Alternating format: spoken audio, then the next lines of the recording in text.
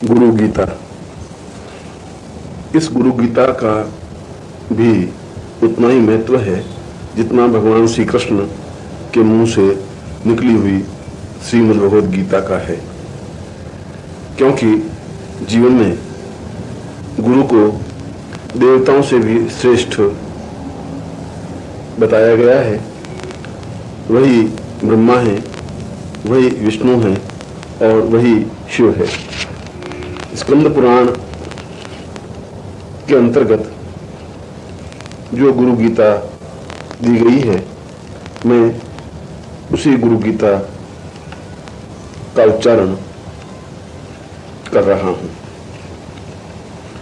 ओम अस्य श्री गुरु गीता स्तोत्र मंत्रस्य भगवान सदाशिव ऋषि नाना विधानि छंदांसि श्री गुरु परमात्मा देवता हम बीजम सह शक्ति क्रोम कीलकम श्री गुरु प्रसाद सिद्ध्यर्थे जपे विनियोग।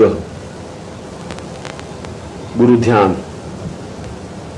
हंसाभ्याम परिवृत्त पत्र कमलेर दिव्यैर जगत कारणैर विश्वोत्कीर्णमनेक देह निलयै स्वच्छंदमात्मेच्छया तद्योतं पदसाम्भवं तु चरणं दीपांकुरग्राहिणं प्रत्यक्षाक्षर विग्रहं गुरुपदं ध्यायेद् विभुं सांस्वतम्। जो हंस के समान अत्यंत ही निर्मल और कमल पत्र के समान निर्लिप्त हैं, जिनका सारा शरीर कमल के समान पवित्र है, जो इस विश्व में दिव्य हैं और ब्रह्मा विष्णु और महेश की तरह इस विश्व की उत्पत्ति कारक, पालन कारक और संहार कारक हैं, जो विश्व में अपनी लीलाओं से विविध प्रकार से शिष्यों को ज्ञान प्रदान करते हैं, जो सही अर्थों में सरस्वती रूप में हैं, जो सही अर्थों में भगवान शिव हैं, जिनके चरणों को स्पर्श करने से ही मन में एक ज्योति जागृत हो जाती है। ऐसे यदि प्रत्यक्ष रूप से गुरु सामने हों और यदि उनके चरणों का ध्यान किया जाए, उनके चरणों को स्पर्श किया जाए, तो ऐसा व्यक्ति विश्व में अद्वितीय कहलाता है। जो नित्य गुरु गीता का पाठ करता है या इस गुरु गीता का पाठ श्रवण करता है, वह वास्तव में ही जीवन में सौभाग्यशाली शिष्य माना जाता है। स्कंद पुराण में भगवान शिव ने स्वयं पार्वती को यह गुरु गीता समझाते हुए बताया है कि चाहे अन्य कितनी भी साधनाएं की जाएं, वे सभी साधनाएं अपने आप में तुच्छ और गौण हैं, क्योंकि उन साधनाओं की प्रतीति तो गुरु के माध्यम से ही संभव है। गुरु ही शिष्य और इष्ट के बीच का माध्यम है। गुरु के द्वारा ही उस इष्ट से साक्षात्कार हो सकता है। गुरु के द्वारा ही साधनाओं में सिद्धि प्राप्त हो सकती है। पर यदि साधना संपन्न न हो सके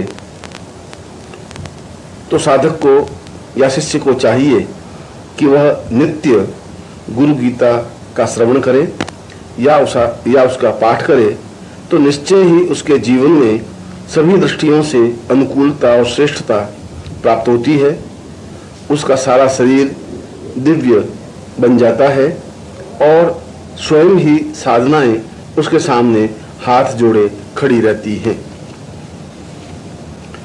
गूढ़ विद्या जगन्माया देहे चा ज्ञान संभवा उदय स्वप्रकाशेन गुरु शब्देन कथ्यते है। चाहे कितनी भी गूढ़ विद्याएं हों, चाहे कितनी भी कठिन साधनाएं हों और हम चाहे कितने ही अज्ञानी हों, परंतु यदि मुंह से पूर्ण श्रद्धा के साथ गुरु शब्द का उच्चारण हो जाता है तो मन में एक विशेष ज्योति प्रकाशित हो जाती है और उस ज्योति के माध्यम से वे गूढ़ विद्याएं या साधनाएं स्वतः सिद्ध हो जाती हैं। सर्वपाप विशुद्धात्मा श्री गुरु पाद सेवनात् देहि ब्रह्मोपवेद्यस्तात् तत्कृपार्थ वदामिते। जीवन के समस्त प्रकार के पाप, चाहे वर्तमान जीवन के हों चाहे पूर्व जीवन के हों, केवल गुरु के चरणों का सेवन करने से ही वे समस्त पाप समाप्त हो जाते हैं और यह आत्मा पूर्ण रूप से पवित्र और दिव्य बन जाती है। उसके हृदय में ब्रह्म की साक्षात प्रतीति होने लगती है और यदि गुरु कृपा हो जाती है तो वह स्वयं ब्रह्म स्वरूप बन जाता है। गुरु पादाम्बुजं स्मृत्वा जलम शिरसि धारयेत् सर्वतीर्थावगाहस्य संप्राप्नोति फलम नरः। जो शिष्य पूर्ण श्रद्धा के साथ गुरु के चरणों के जल को अपने सिर पर छिड़कता है या चरणामृत के रूप में पान करता है, उसे संसार के समस्त तीर्थों में स्नान करने के समान पुण्य प्राप्त होता है और वह इस जीवन में समस्त प्रकार के फलों को, धर्म, अर्थ, काम और मोक्ष को प्राप्त करता हुआ पूर्ण मानव जीवन संपन्न करने में सक्षम हो पाता है। शोषणम पाप पंकस्य दीपनम ज्ञान तेजसां गुरुपादोदकम सम्यक संसारार्णवतारकम। हमारे जीवन के जितने भी पाप हैं, उन पापों को शमन करने के लिए अंदर ज्ञान का दीपक लगाना आवश्यक है और वह ज्ञान का दीपक केवल गुरु के चरणों का स्पर्श करने से, गुरु की आज्ञा का पालन करने से और गुरु के कहे अनुसार गतिशील होने से ही प्राप्त हो सकता है। और जब हृदय में ऐसा ब्रह्म का दीपक प्रज्वलित होता है तो वह इस संसार में पूर्ण सुख को भोगता हुआ आगे सफलता और श्रेष्ठता प्राप्त करने में सक्षम हो पाता है। अज्ञान मूल हरणम जन्म कर्म निवारणम ज्ञान वैराग्य सिद्ध्यर्थम गुरुपादोदकम पिबेत। यदि गुरु के चरणों का जल पान करने का सौभाग्य प्राप्त हो जाए तो जन्म जन्म के पाप और बंधन समाप्त हो जाते हैं। समस्त प्रकार का अज्ञान दूर हो जाता है और हृदय में स्वतः ही ज्ञान और वैराग्य की सिद्धि प्राप्त हो जाती है। उसके लिए अन्य किसी प्रकार के विधि विधान, साधना और सिद्धि करने की आवश्यकता नहीं होती। गुरो पादोदकम पीत्वा गुरोरुच्छिष्ट भोजनम गुरुमूर्ते सदा ध्यानम गुरु मंत्रम सदा जपेत। शिष्य का कर्तव्य यही है, उसके जीवन का पहला और अंतिम उद्देश्य यही है कि वह संपूर्ण जीवन में गुरु के चरणों का जल पान करे, गुरु के भोजन के उपरांत उनसे प्राप्त भोजन को प्रसाद रूप में स्वीकार करे, निरंतर गुरु मूर्ति का ध्यान करता रहे और हर क्षण गुरु मंत्र का जप करता रहे। ऐसे शिष्य से देवता भी ईर्ष्या करते हैं क्योंकि वह शिष्य स्वयं देवता स्वरूप बन जाता है। काशी क्षेत्रम तन्निवासो जाह्नवी चरणोदकम गुरु विश्वेश्वर साक्षात तारकम ब्रह्म निश्चितम।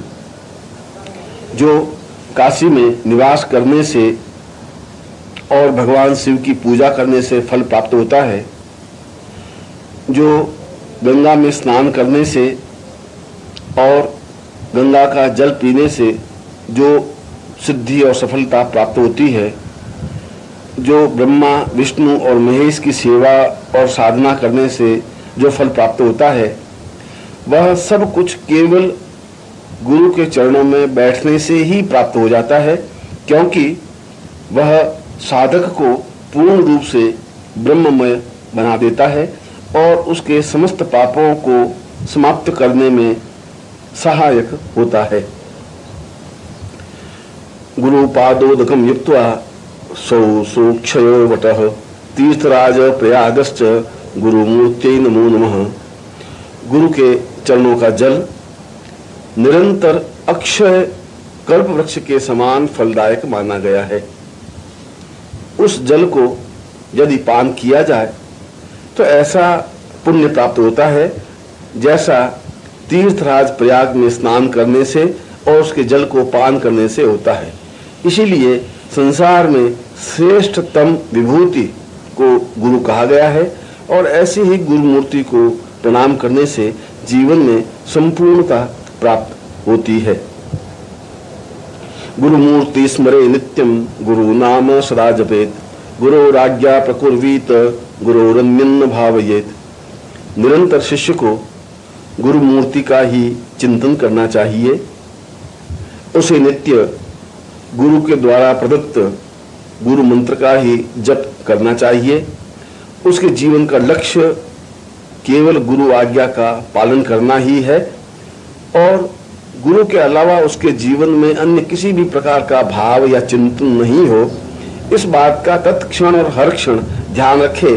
वह जीवन में सब कुछ प्राप्त करने में सक्षम और सफल हो पाता है।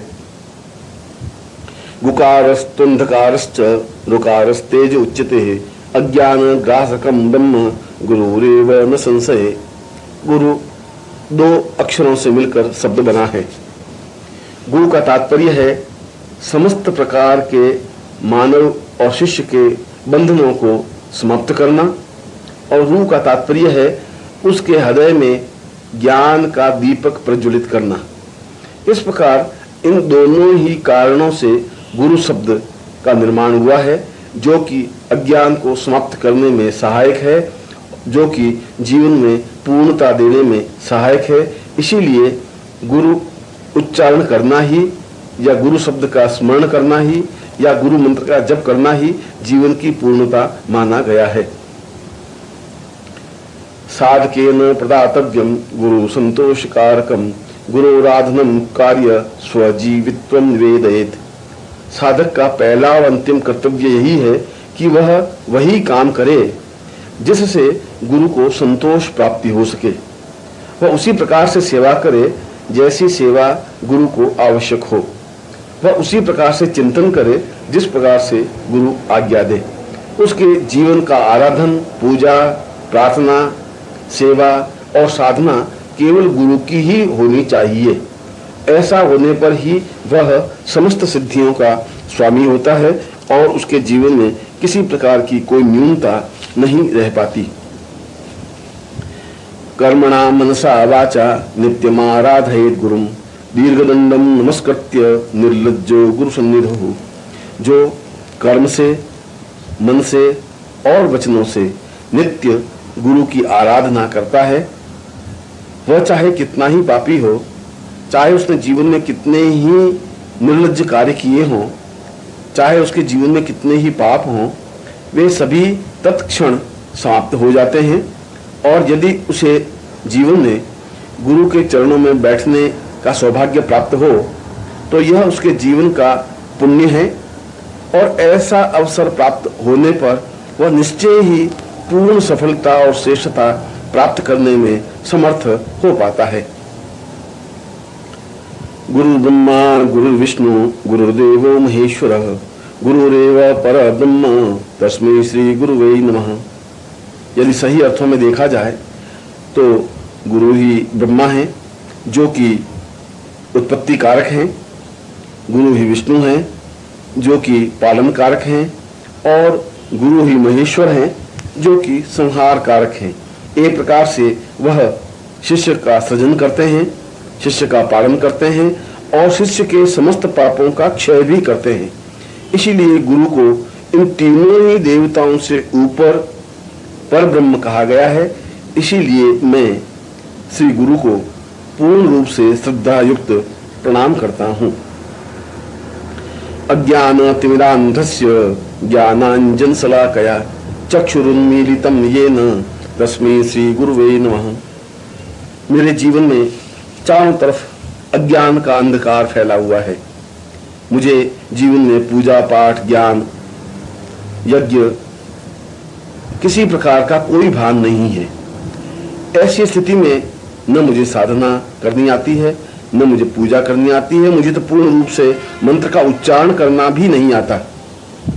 तब गुरु ही इस अज्ञान के बीच में एक दीपक प्रज्वलित करता है जो ज्ञान का दीपक होता है, और उस ज्ञान के दीपक के प्रकाश में मैं अपने जीवन की पूर्णता देख सकता हूँ। एक प्रकार से देखा जाए तो मेरे अज्ञान से जो आंखें बंद थी, जो मैं पापी और अधर्मी बन गया था, जो मेरा पशु जीवन था, उसको दूर करके ज्ञान रूपी नेत्र खोलने में जो गुरु सहायक हुए हैं, ऐसे श्री गुरु को मैं प्रणाम करता हूँ। त्वं पिता त्वं च मे माता त्वं बंधुस्त्वं च देवता संसार प्रतिबोधार्थ तस्मै श्री गुरुवे नमः। हे गुरु, आप ही मेरे पिता हैं, क्योंकि पिता ने तो केवल मुझे जन्म दिया है, संस्कार नहीं दिए हैं। आप ही मुझे संस्कार दे सकते हैं। आप ही मेरी माता हैं, क्योंकि उन्होंने तो मुझे केवल देह रूप ही दिया है। इसको शुद्ध बनाने की क्रिया केवल आपको ही ज्ञात है। इस संसार में मेरा कोई बंधु नहीं है, आप ही मेरे बंधु हैं, और सही अर्थों में कहा जाए तो केवल आप ही मेरे देवता हैं। इस पूरे संसार ब्रह्मांड को जानने की प्रतीति और इस पूरे ब्रह्मांड में विचरण करने का ज्ञान और बोध केवल आप ही मुझे प्रदान कर सकते हैं। इसीलिए हे गुरुदेव, मैं आपको श्रद्धा युक्त प्रणाम करता हूँ।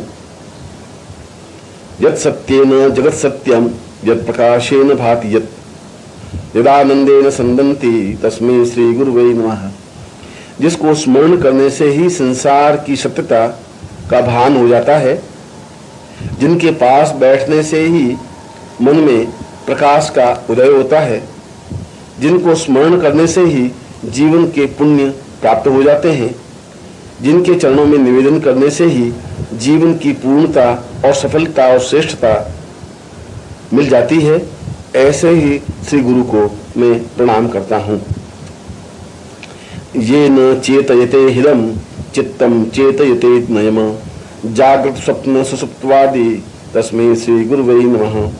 जो मेरे हृदय के अज्ञान को दूर करने में समर्थ हैं, जो मेरे हृदय की न्यूनताओं को दूर करने में समर्थ हैं, जो मेरे चित्त की विशृंखलता को दूर करने में समर्थ है, जो मेरे चित्त की चंचलता को दूर करने में समर्थ है, जो मुझे नींद से जगा सकते हैं, जो मुझे अज्ञान से ज्ञान की ओर ले जा सकते हैं, जो मुझे अंधकार से प्रकाश की ओर ले जाने में समर्थ हैं, वे केवल मात्र गुरु ही हो सकते हैं।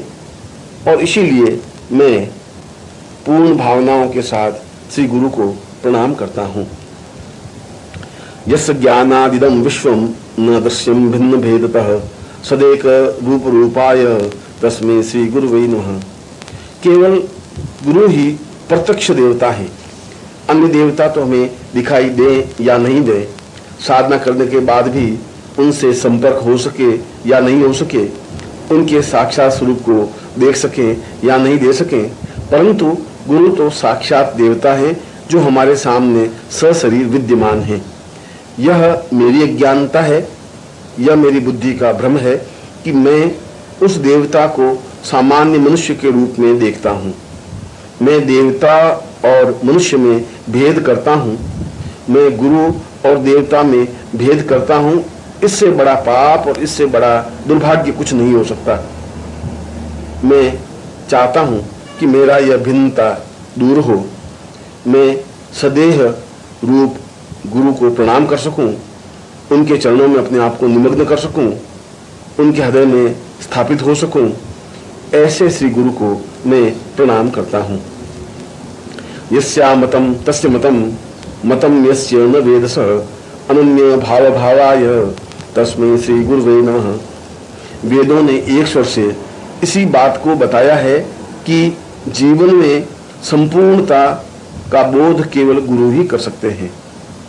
पुराणों ने इसी बात को स्वीकार किया है कि गुरु के माध्यम से ही जीवन में पूर्णता आ सकती है। समस्त उपनिषदों में एक ही बात को बार बार कहा गया है कि अन्य साधनाएं व्यर्थ और तुच्छ हैं यदि गुरु की साधना और उसका सामीप्यता प्राप्त न हो जाए। इसलिए मैं चाहता हूं कि मेरे और गुरु के बीच में किसी प्रकार का अनन्य भाव न रहे, किसी प्रकार की दूरी नहीं रहे, किसी प्रकार की कमी नहीं रहे। मैं पूर्ण रूप से उनके चरणों में निमग्न हो सकूं, मैं अपने आप को उनके चरणों में विसर्जित कर सकूं, ऐसी इच्छा रखता हुआ मैं परम गुरु को प्रणाम करता हूं। यस्य कारण रूपस्य कार्य रूपेण भाति यत् कार्य कारण रूपाय तस्मै श्री गुरुवे नमः। श्री गुरुदेव ही कारण रूप हैं, श्री गुरुदेव ही कार्य रूप हैं। वे ही मुझे प्रेरणा देते हैं, वे ही मुझसे कार्य करवाते हैं। वे जो कुछ मुझे आज्ञा देते हैं उसके पीछे उनका ही रहस्य निहित होता है। मैं इस जीवन में क्यों आया हूँ, मेरा इस जीवन में क्यों जन्म हुआ है, मैं इस पृथ्वी पर क्या कर सकता हूँ, इसका ज्ञान केवल गुरु को ही है। मैं तो अंधकार में भटक रहा था, मेरे जीवन की कोई मंजिल नहीं थी, मेरे जीवन का कोई लक्ष्य नहीं था। मुझे यह भी पता नहीं था कि मैं अपने जीवन को किस प्रकार से पूरा करूं। केवल गुरु ही मुझे सही रास्ते पर खड़ा कर सकते हैं और आगे अग्रसर कर सकते हैं कि उन्हें यह ज्ञात है कि मेरा जन्म किस उद्देश्य के लिए हुआ है और मैं किन उपायों से अपने जीवन की पूर्णता प्राप्त कर सकता हूँ। मुझे और तो कुछ नहीं आता, मैं केवल गुरु को प्रणाम करना ही जानता हूँ और उनसे यह प्रार्थना करता हूँ कि वे मुझे अपने हृदय में स्थान दे, जिससे कि मैं उनके रूप के सादृश्य बन सकूं। नाना रूपमिदं सर्वं न केनाप्यस्त भिन्नता कार्य कारणता चैव तस्मै श्री गुरुवे नमः। गुरु तो अनेक रूपों में होते हैं। कभी वे गृहस्थ बन जाते हैं, कभी वे संन्यास दिखाई देते हैं, कभी बालक के रूप में दिखाई देते हैं, कभी क्रोध स्वरूप में दिखाई देते हैं, कभी अन्य रूप में दिखाई देते हैं। परंतु इन रूपों में मूल रूप उनका सच्चित आनंद रूप होता है, जो कि मूल रूप से है। वे मुझे और मेरे समस्त अज्ञान को दूर करने के लिए विभिन्न प्रकार की क्रियाएं करते हैं, इसीलिए मुझे वे भिन्न भिन्न रूप में दिखाई देते हैं। यह मेरे जीवन की न्यूनता है और मैं इस न्यूनता को दूर करना चाहता हूँ। मैं चाहता हूँ कि मैं उनके प्रत्येक रूप में अपने सदगुरु को बड़ी प्रकार से देख सकूं, मैं अपने स्वरूप को उनमें लीन कर सकूं, मैं साधना के क्षेत्र में गुरु की ही साधना कर जीवन की पूर्णता प्राप्त कर सकूं। ऐसा ही विचार मन में लाकर मैं गुरु को भक्ति भाव से प्रणाम करता हूं। शिवे क्रुद्धे गुरुस्त्राता गुरु क्रुद्धे शिवो नहीं तस्मात् सर्व प्रयत्नेन श्री गुरु शरणं व्रजेत। यदि भगवान शिव भी क्रुद्ध हो जाते हैं तो गुरु हमें बचा सकते हैं। यदि अन्य देवता क्रुद्ध हो जाते हैं तो गुरु रक्षा कर सकते हैं। ये सारे देवता मिलकर के भी मेरे ऊपर प्रहार करने के लिए तैयार हो जाएं, तब भी गुरु ढाल बन करके मेरी रक्षा कर सकते हैं। पर यदि गुरु क्रुद्ध हो जाते हैं तो शिव भी उस क्रोध को से मुझे नहीं बचा सकते। अगर गुरु क्रुद्ध हो जाते हैं तो मेरे जीवन के सारे पाप क्षीण हो जाते हैं, मेरे जन्म लेने की क्रिया ही समाप्त हो जाती है, मेरे जीवन का उद्देश्य ही समाप्त हो जाता है, मेरे जीवन का भविष्य ही अपने आप में समाप्त हो जाता है।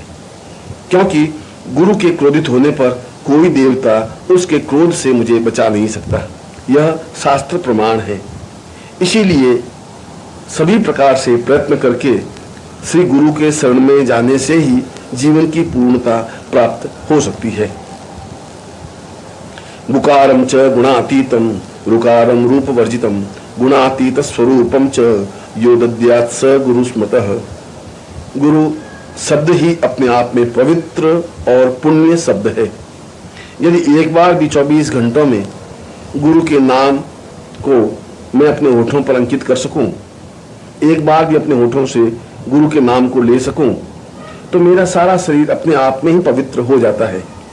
मेरे लिए आवश्यक नहीं है कि मैं गंगा स्नान करूं, मेरे लिए यह भी आवश्यक नहीं है कि मैं किसी मंदिर में जाके देवता का दर्शन करूं, मेरे लिए यह भी आवश्यक नहीं है कि मैं प्राणायाम करूं या नाक को बंद करके किसी प्रकार की आंखें बंद किए हुए साधना करूं। मुझे किसी प्रकार के देवता की आवश्यकता नहीं है, मुझे किसी प्रकार की साधना की आवश्यकता नहीं है। मेरे जीवन का तो एक ही उद्देश्य, एक ही लक्ष्य, एक ही प्रयत्न है कि मैं उनके स्वरूप को अपने हृदय में स्थापित कर सकूं और हर क्षण गुरु को स्मरण कर सकूं। ऐसा होने पर ही मैं अपने जीवन में पूर्णता प्राप्त कर सकता हूं। श्री गुरो परमं रूपम विवेक चक्षुषोमृतम मंद भाग्यान पश्यन्ति अंधा सूर्योदयम तथा। गुरु का रूप तो समस्त देवताओं से भी महत्वपूर्ण है। वह अज्ञान को हटा करके पूर्ण ज्ञान देने में समर्थ है। वे जीवन के ज्ञान चक्षु को खोलने में समर्थ है। परंतु जो मंदभाग्य हैं, जो दुर्भाग्यशाली हैं, वे गुरु के उस रूप को नहीं देख पाते। जिस प्रकार एक अंधा व्यक्ति सूर्योदय को नहीं देख सकता, परंतु इसका तात्पर्य यह नहीं है कि सूर्योदय हुआ ही नहीं है। ठीक उसी प्रकार से जो मंदभाग्य हैं, जो दुर्भाग्यशाली हैं, वे गुरु को देखने के बाद या गुरु के पास जाने के बाद भी मन में संशय और भ्रम रखे रहते हैं। उनके जीवन में किसी प्रकार की श्रेष्ठता और पूर्णता नहीं आ सकती। श्रुति प्रत्यक्ष मैतीह मनुमान चतुष्टयम यस्य चात्म तपो वेद देशिकम च सदा स्मृत। ऐसा कोई भी वेद, पुराण, उपनिषद, शास्त्र, ज्ञान नहीं है जहां गुरु की प्रशंसा नहीं की गई हो। ऐसा कोई भी योगी, यति, सन्यासी, साधक नहीं रहा हो जिसने गुरु की प्रशंसा नहीं की हो। ऐसा कोई उपनिषद नहीं है जहां गुरु की साधना का वर्णन विवरण नहीं दिया गया हो। संसार के जितने भी स्मृति ग्रंथ हैं, जितने भी पवित्र ग्रंथ हैं, जितने भी दिव्य ग्रंथ हैं, उन सब में एक ही बात बार बार कही गई है कि गुरु कृपा से ही समस्त जीवन की पूर्णता प्राप्त हो सकती है। यह हमारा सौभाग्य है कि हमारे जीवन में हमारे सामने गुरु उपस्थित हैं और फिर भी हम गुरु की सेवा न कर सकें, उनकी आज्ञा का पालन न कर सकें, उनके स्वरूप को अपने हृदय में स्थापित न कर सकें, तो इससे बड़ा दुर्भाग्य और कुछ नहीं हो सकता। मैं चाहता हूं कि मेरे जीवन में हमेशा गुरु पूर्ण प्रसन्नता के साथ जमे रहें, जिससे कि मैं बार बार उनको देख सकूं। अखंड मंडलाकारम व्याप्तम येन चराचरम तत्पदम दर्शितम येन तस्मै श्री गुरुवे नमः।